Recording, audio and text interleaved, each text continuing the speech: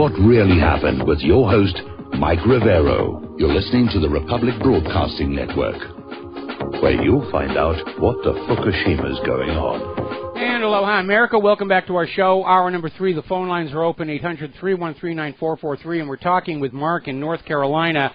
And, Mark, what was the next thing you wanted to mention? Oh, by the way, I got that article here. It's by Paul Joseph Watts. He's quoting a Greg Mello, Secretary and Executive Director of the Los Alamos Study Group. Says basically there wouldn't be any survivors. Maybe some in the Southern Hemisphere, but he even doubts that. Well, do you remember the movie On the Beach? It was a book. It was actually required reading when I went to high school. The novel of On the Beach, and then it was made into a movie. It was a very powerful anti-nuclear, anti-World War statement where basically the film opens just after there has been a nuclear war, and the only survivors are down in Australia. The story is all about trying to see if there's anybody still left in the Northern Hemisphere and accepting the inevitability that even in Australia, they all wind up dead. The film ends with the extermination of the human race, which is kind of depressing. Whether a nuclear world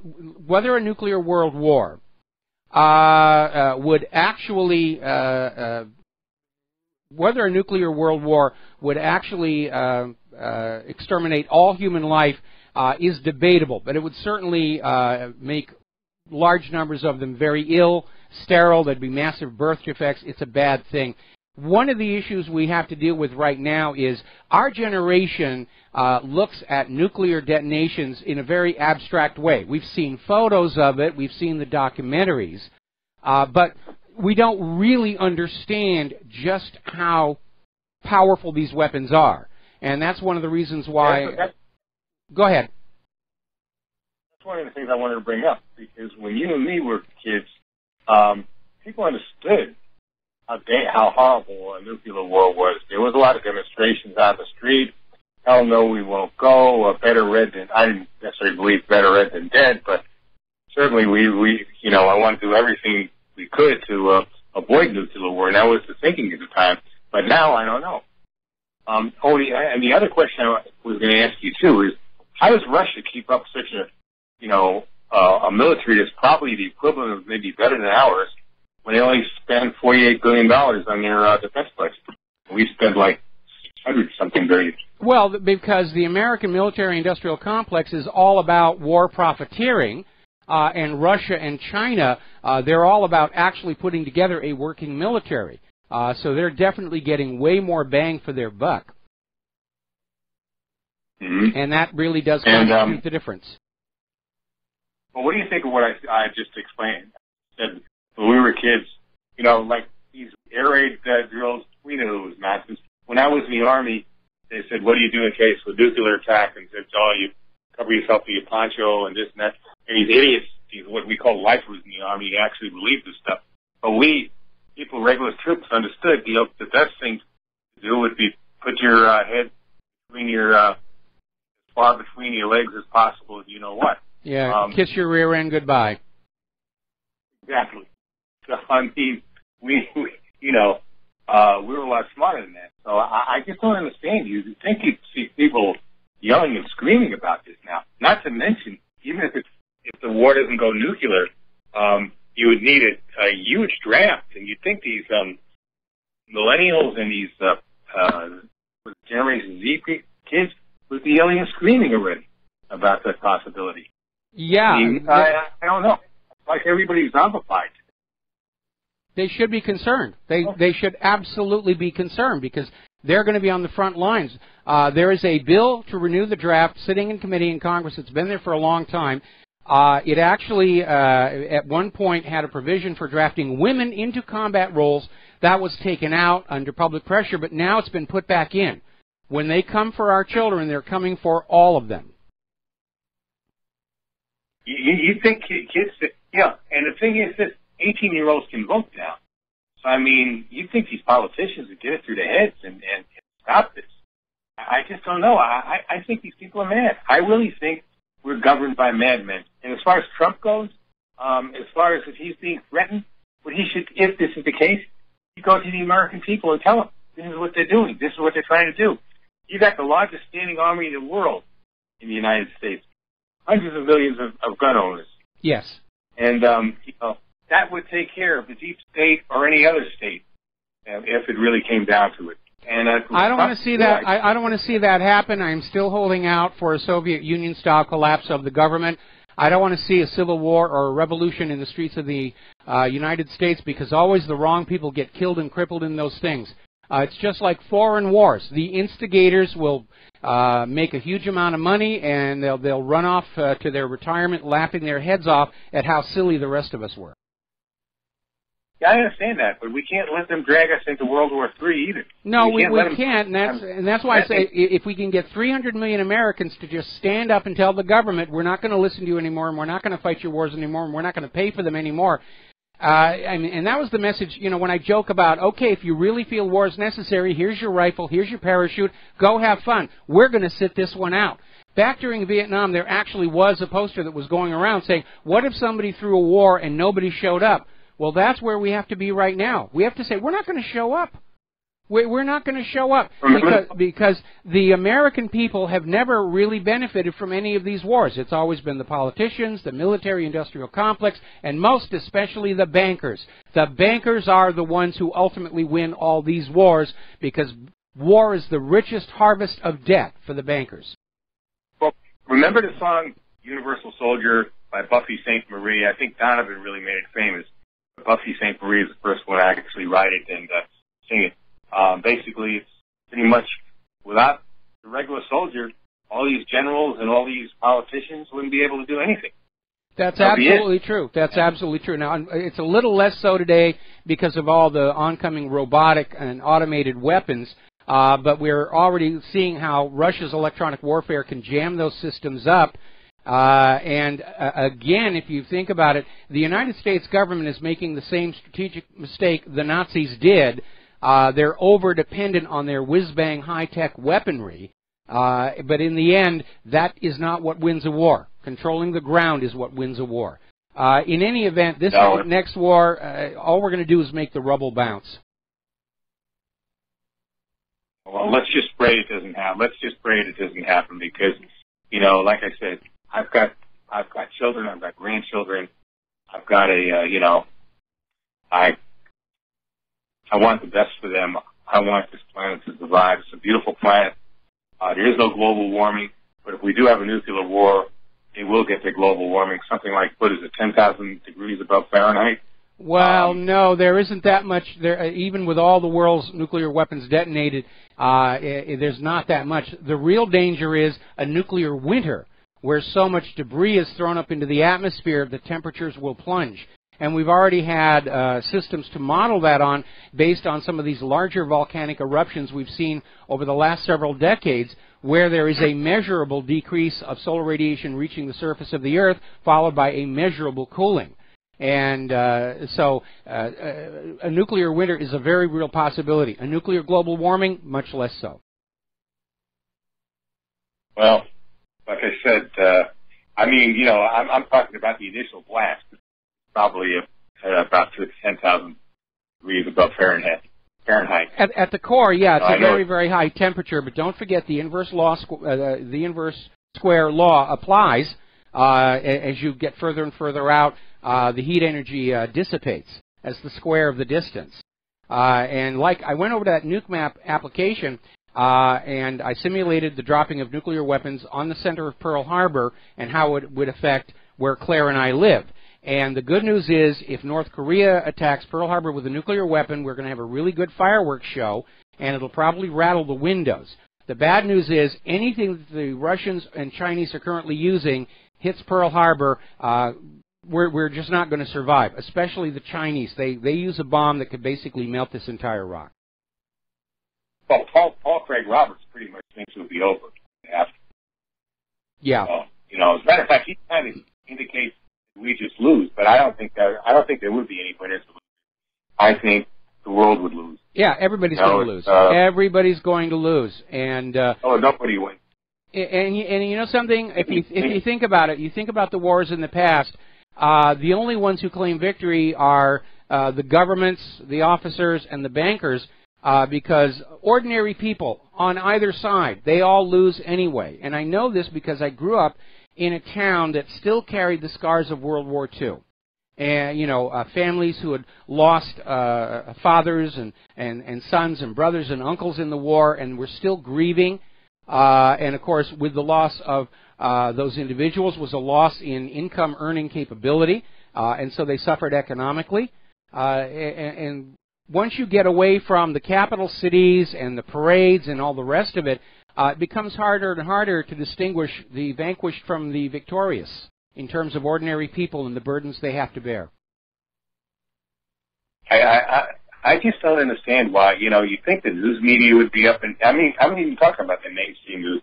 The problem is, all they've got for reporters these days is these leg-crossing women that don't have no clue, and most of the guys, like these pretty boys, who also have no clue, and they just say what they're told to say, and that's it. There's no real news reporter. They're probably being told that a nuclear war is controllable, a nuclear war is winnable, and they're clinging to that belief. Because if they don't cling to that belief, it becomes harder and harder to do their job, which is lying to the American people for profit. Anyway, we're going to let you go. I need to let you go. Got a bunch of news. Got other callers going to be calling on in. We're going to do a shout-out now to our on-air affiliates who are just now rejoining our network. Getting on back to the economic news.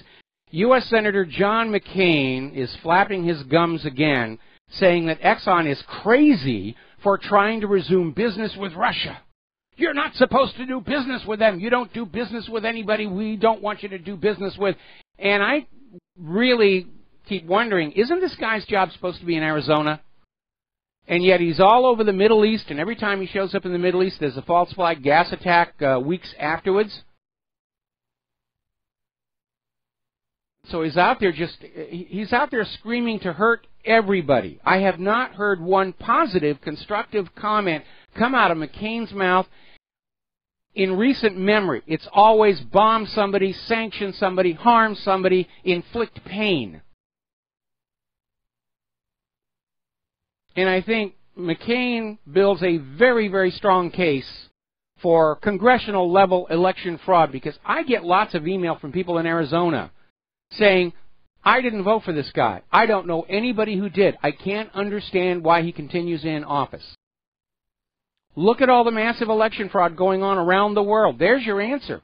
The elections are crooked. The elections are a fairy tale. It's a theater pageant put on to make you think you still have some kind of say in the running of this country, and as Paul Craig Roberts said, you do not. Harley-Davidson is announcing layoffs. They're going to shift employment to Kansas City, Missouri. And I can understand the same thing that's affecting the auto sales is affecting motorcycle sales. People do not have money, and they do not feel comfortable going back into debt to buy things because of the uncertainty in the future. Although the U.S. government is saying consumer confidence is on the increase, I seriously doubt that that's an accurate assessment, mostly because they've lied about things like the unemployment rate and the rate of inflation. So why would they be truthful about consumer confidence? They need the numbers to go up to reassure you, yes, go on out and spend, spend, spend. If you're a loyal, patriotic American, you're going to max that plastic out. Subway says it shut hundreds of U.S. restaurants this last year. And they got a double whammy between their spokesman's scandals and allegations that their food is not as pure and unadulterated as the advertising suggests. But restaurants in general are in decline. People don't have the money to go out and buy things to eat. They're doing more cooking at home.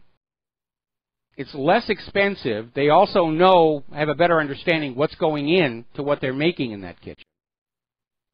And the restaurant business is a serious, significant indicator of the true state of our economy. Now, Ukraine is on the brink of an energy catastrophe, and they're trying to sign a contract on coal deliveries from the United States. They're talking about the price of oil going up, going down, going sideways. but Ukraine is literally on the verge of having the lights go out over there. What a mess of the world these money junkie warmongers have done. Now, getting on to the immigration refugee situation, there's been an interesting development, and the courts have ruled now illegal aliens do not have constitutional rights of review if denied entry into the United States of America. Now, the open borders people, the refugee people, are out there saying that if a refugee is denied, they have constitutional rights.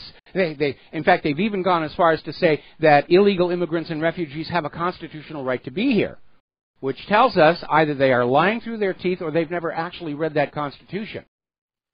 But a lot of people applying for refugee status who are turned down are trying to file lawsuits saying, I have a constitutional right to be reevaluated, and the courts have said, no, you do not.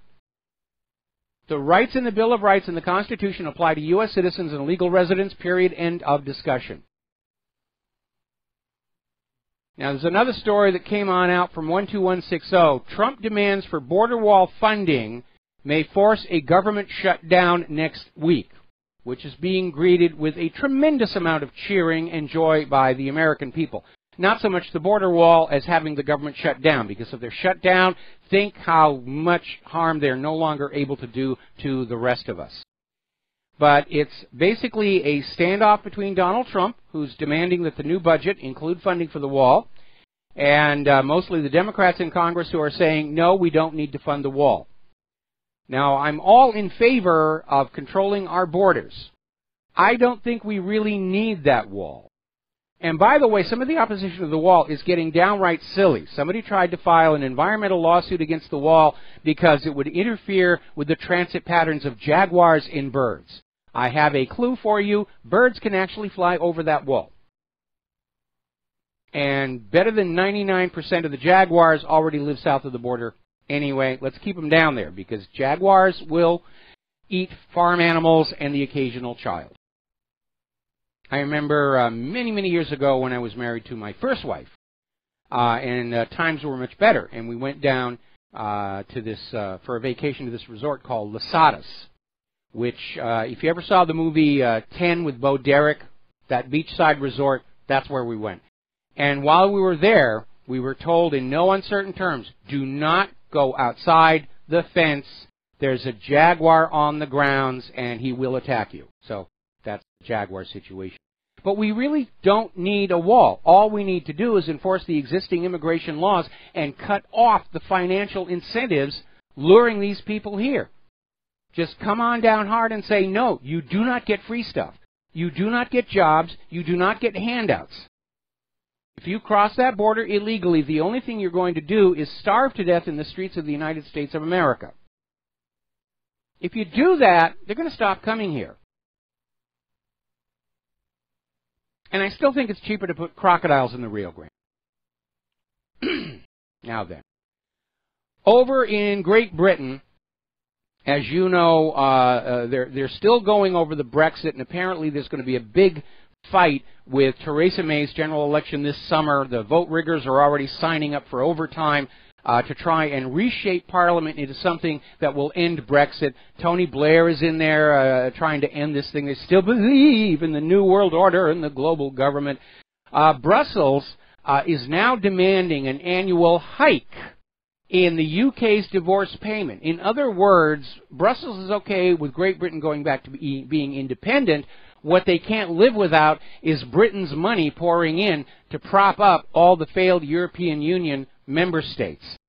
And they want to hardwire that in, that Great Britain is going to continue to loot their own taxpayers and businesses to prop up all these European Union member states and keep that European Central Bank happy and contented and wealthy beyond dreams of Midas. We'll be right back. And aloha, America. Welcome back to the show here. And we're getting a clarification on Donald Trump or whoever is making these calls for him. Because yesterday Donald Trump was saying that Iran is in compliance with the P5+1 nuclear deal, and everybody else like John McCain was saying, no, we got to sanction them, we've got to do this, they're doing things we don't like that weren't part of the original deal, but that doesn't matter.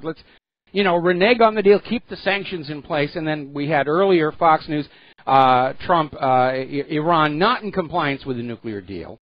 And everybody's saying, what the heck is going on here? So now there's been a clarification. And what Donald Trump, or whoever's making these decisions for him, meant to say is that Iran is in compliance with the P5+1 deal, but they're not living up to the spirit of the deal.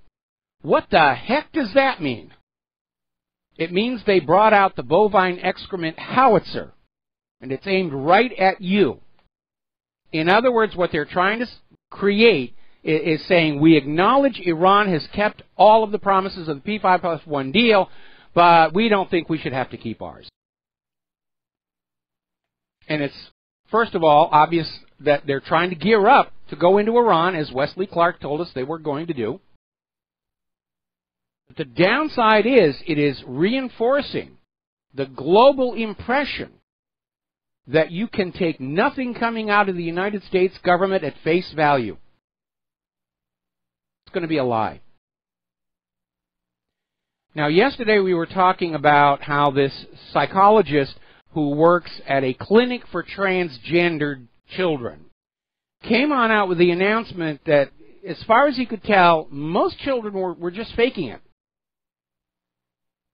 That very few were genuinely transgendered, because it's a hip thing now.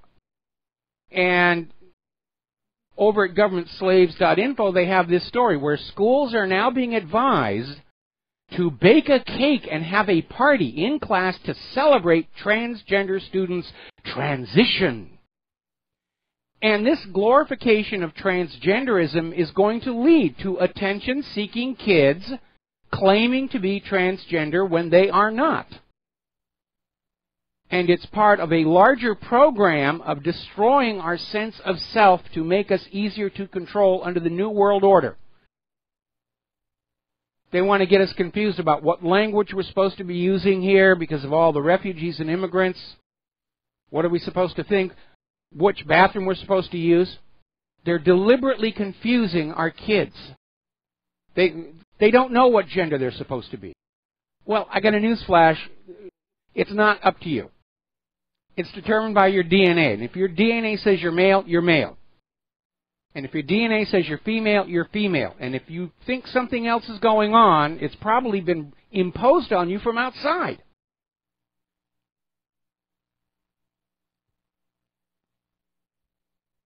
Another story of political correctness out of control. 12160.info. Apparently, there is a college that is going to put white people in separate rooms for what is called a privilege workshop.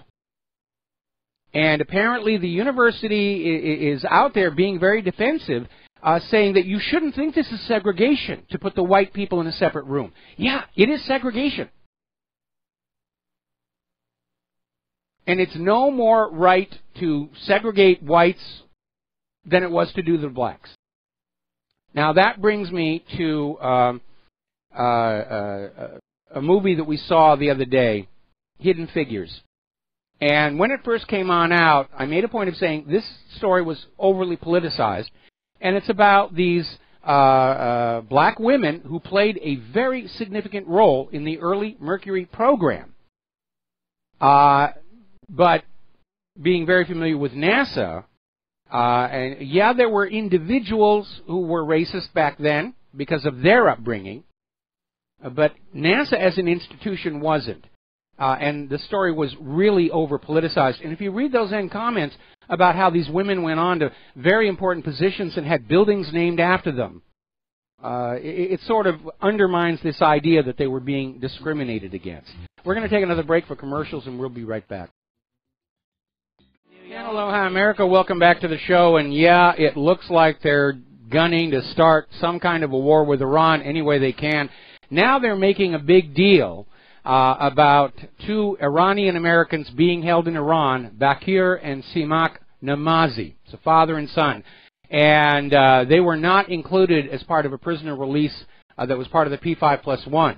And so they're out there saying Iran needs to release them. How could they be holding these people, like they're hostages?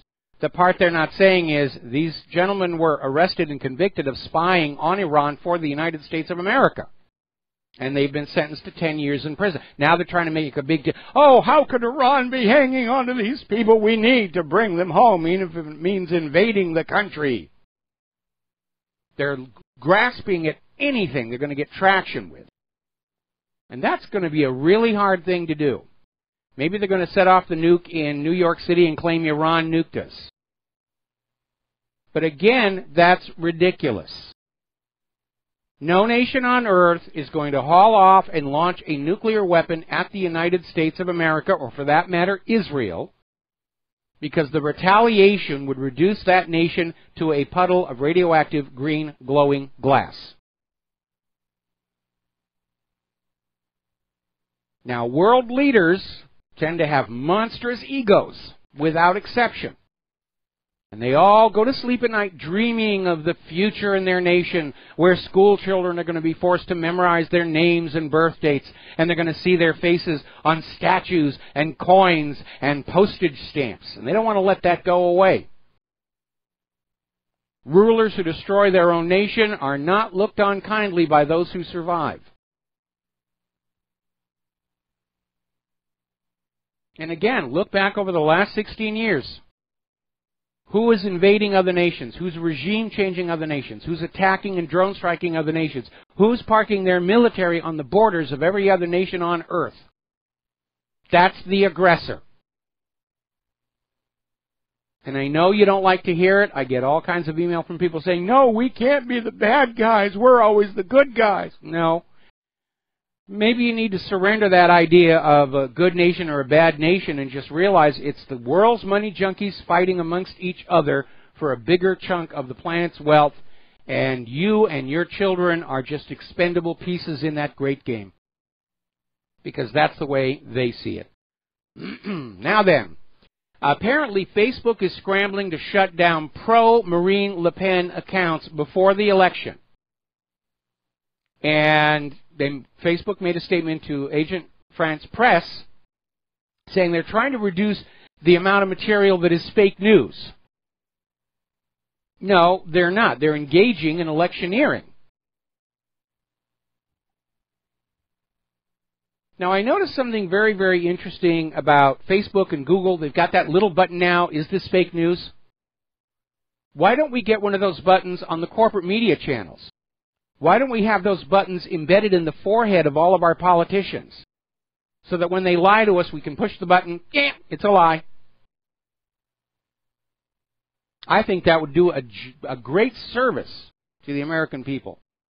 I remember when it was still possible to buy these voice stress analyzers. And they are surprisingly accurate, certainly more so than a polygraph. Sort of gets you into that, the Jim Carrey movie, Liar, Liar, where for 24 hours he can't tell a lie. I'd sure like to see that hit some of our politicians and our talking heads at the corporate media. That would be fun. I'd pay to see that. Unfortunately, corporate media and our government have a very simple principle of operation. If at first you don't succeed, lie, lie again. If the lie is big enough and horrific enough, the people will believe it. It's called the big lie technique. Now, the FBI has launched a hunt for the insider who leaked the Vault 7 CIA documents to WikiLeaks.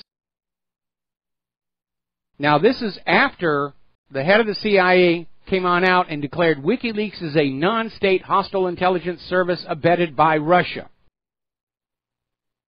and implying that Russia hacked the CIA and gave the documents to WikiLeaks. Well, now, by saying they're looking for an insider who was the leak, they're admitting it wasn't the Russians. Ooh, shock of all shock. It wasn't the Russians. Oh, my goodness, the government lied to us again to make the Russians look bad. And all they succeeded in doing was making themselves look bad. Now, here's a story that's as close to gray as you're going to hear, and it's coming out of Blacklisted News. And apparently there was this 75-year-old woman who was trying to sell a paperweight containing a speck of moon rock from the Apollo missions. And apparently she was detained for 2 hours in a public parking lot, and she was forced to wet her pants, and they didn't let her go and change. And she's all upset, and she's ready to sue. And maybe they could have treated her a lot better. But the issue of the Apollo moon rocks is a very complicated one.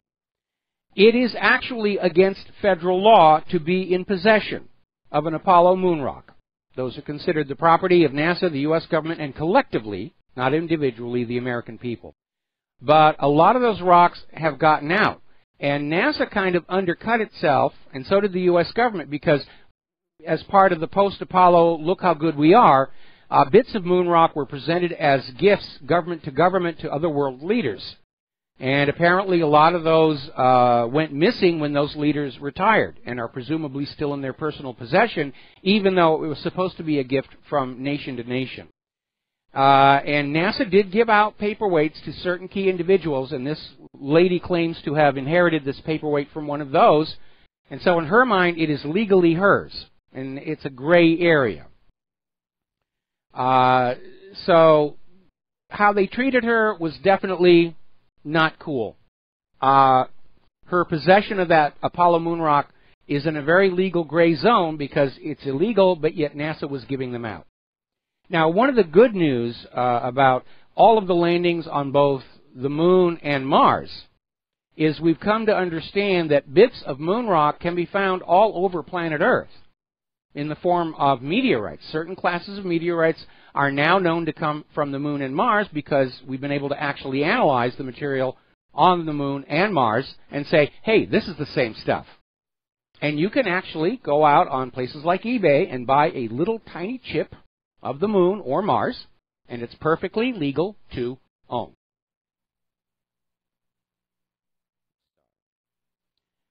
All right, let's talk about health and vaccines. It's getting really ugly out there. And again, we're subject to this abuse, we're subject to this danger because it makes money. And as long as it makes money, it is a blessed thing in our society. So there's an article over at realpharmacy.com pointing out that the United States of America has the highest vaccination rate in the world and some of the worst health. And our health is ranked 34th in the world with infant mortality, with the highest rates of vaccination. And there has to be a question asked, is this stuff really safe? Is it even really necessary? Another article on the same thing from Activist Post. Is there vaccine cause and correlation regarding the dramatic rise in children's chronic diseases?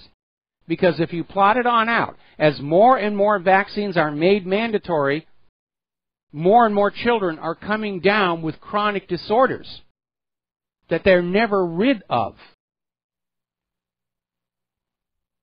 And underscoring that is another story that's coming out of needtoknow.news. Dr. David Brownstein is saying that there's a study showing that the 2-dose vaccine for chickenpox is now linked to shingles. Now, supposedly, if you have chickenpox, you will get shingles. You're not supposed to get shingles from the chickenpox vaccine, and it's now an epidemic among children. And shingles is actually far more serious and life-threatening than chickenpox itself. But it's making billions of dollars, and that's all that really counts. The oligarchy that runs this country sees you, the American people, as walking wallets to be harvested from. And that makes it okay to sell you, force you to buy dangerous products that maybe you didn't want. And they're really pushing hard. Right now, there are 134 pro-vaccine bills now active in 35 states.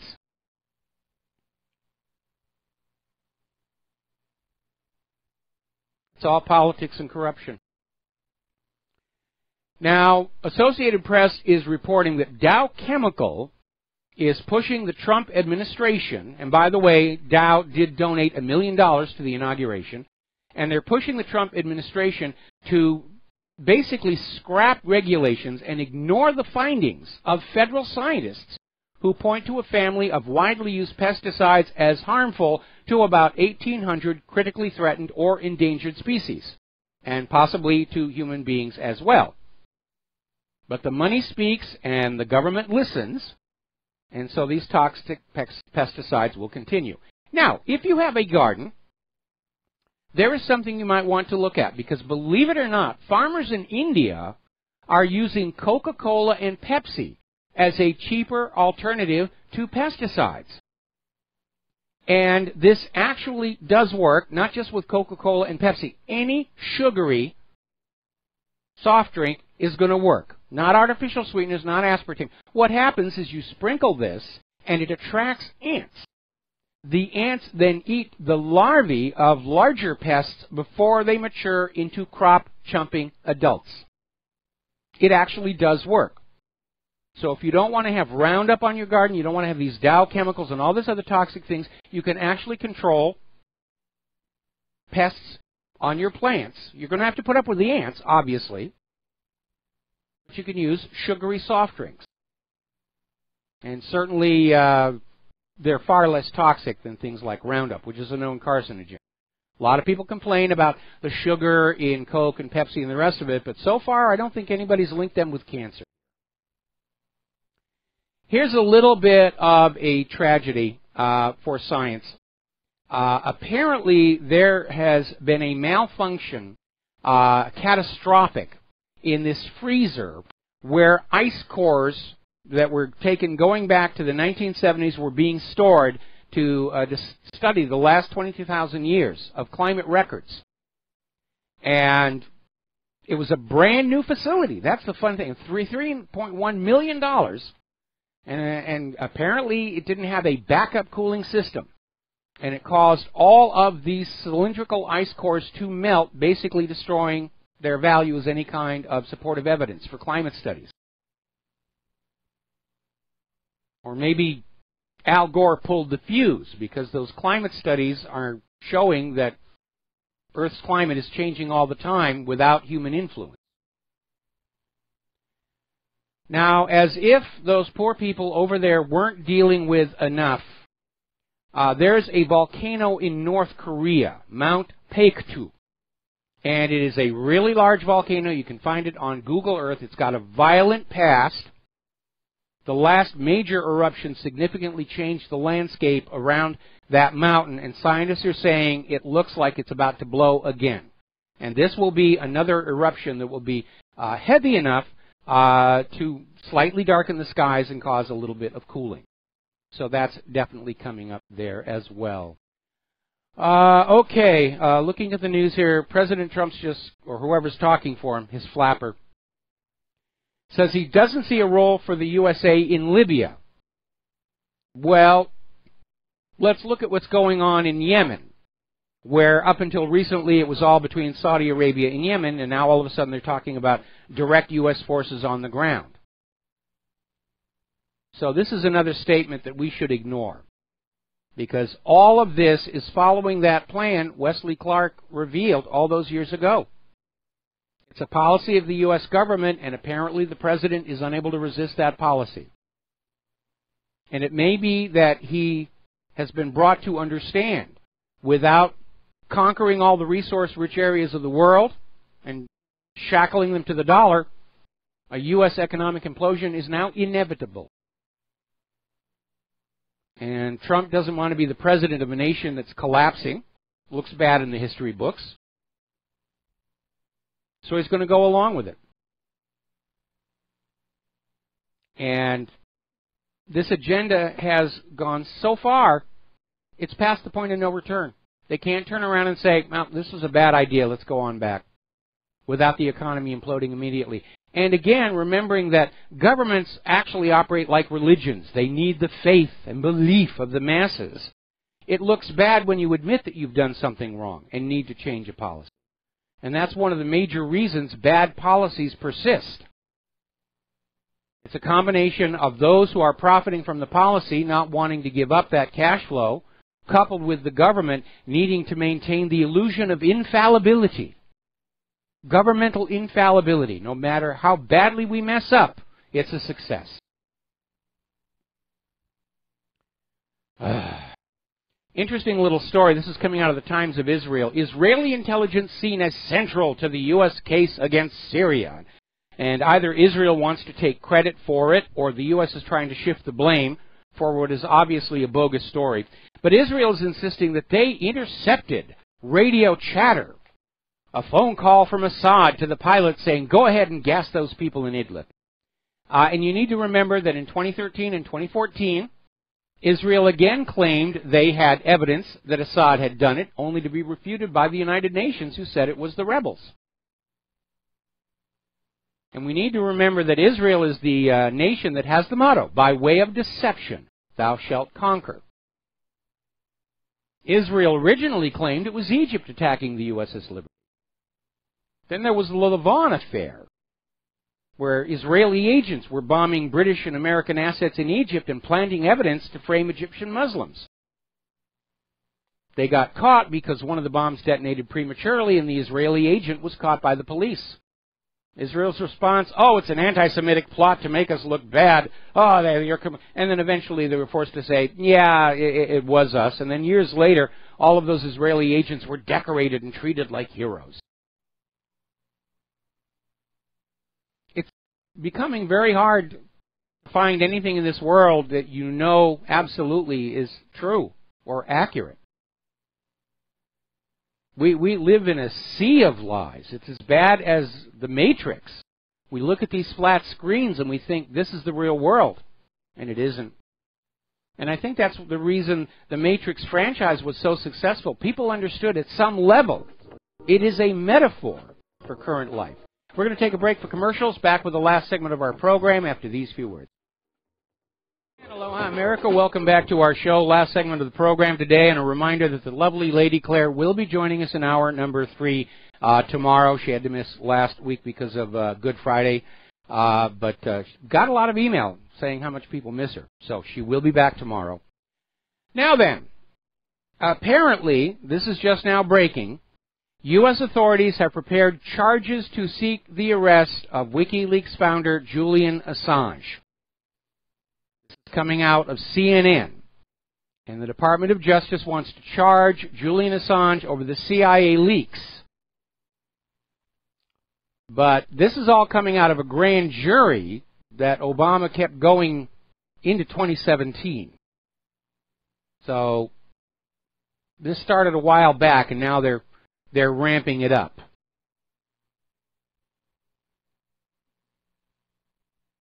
Now, if somebody inside the CIA leaked the documents, that's the one who should legally be in jeopardy. And they have to understand that when you leak something like that, you are breaking the law. And yes, you're doing a public service that people have a right to know when the government has gone rogue, as this one has.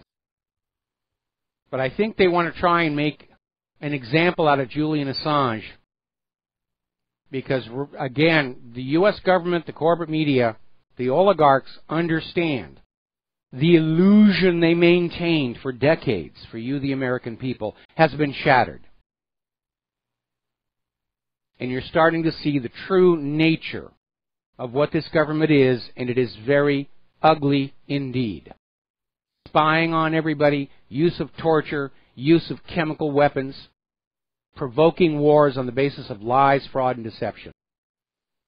And leakers are instrumental in informing the American people what's going on, whether it was Seth Rich and the DNC emails. And obviously they can't arrest and prosecute Seth Rich. He's been killed. But they're after that. Now then, getting on back to this idea about abusing children. Apparently, yesterday, former NYPD Sergeant Alberto Randazzo was sentenced to nearly 3 decades in prison for sexual exploitation and child pornography. And you remember when Jeff Epstein's house in Palm Beach got raided, and the pictures on the wall, some of them were so gross they had to blur them out before they could even be broadcast. And finally, another story coming out of the BBC.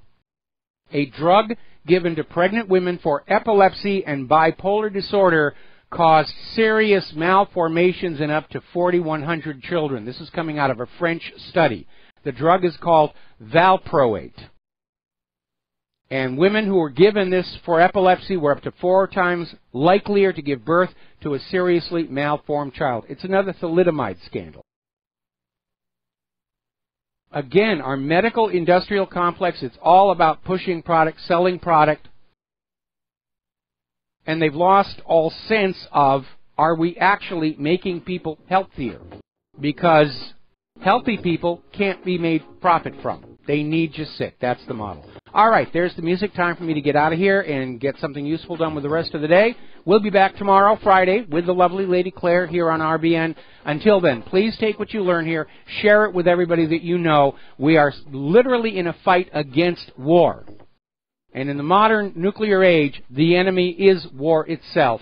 We've got to stop this. We'll be back tomorrow. Aloha, America.